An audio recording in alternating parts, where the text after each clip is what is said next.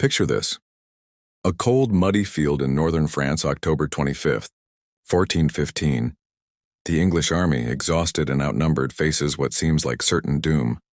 Led by the young King Henry V, these men are about to make history in one of the most remarkable military upsets ever recorded, the Battle of Agincourt.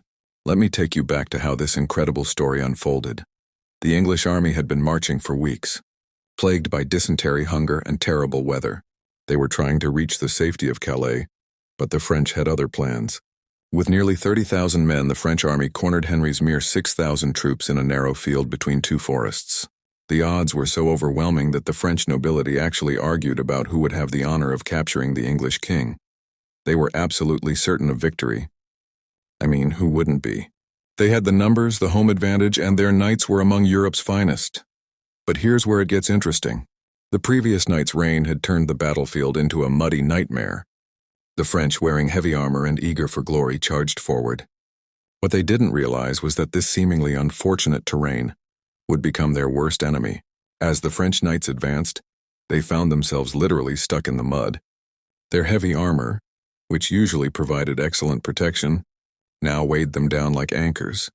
Meanwhile, the English longbowmen, positioned perfectly by Henry V, unleashed a devastating storm of arrows.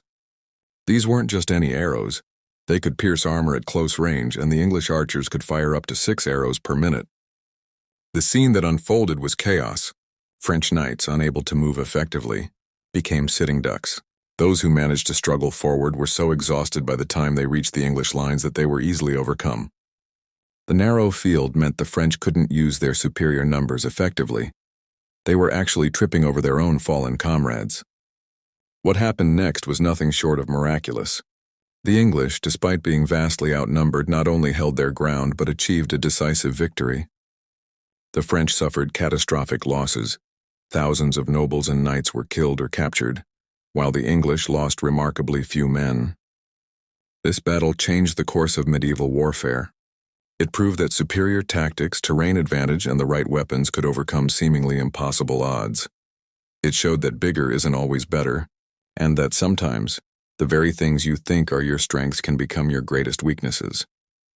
The Battle of Agincourt became legendary, immortalized by Shakespeare in Henry V, and studied by military strategists for centuries.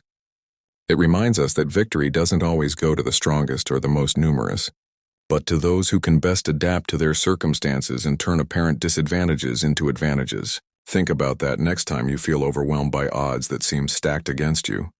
Sometimes, just like those English longbowmen in the mud, your position of apparent weakness might just be your greatest strength.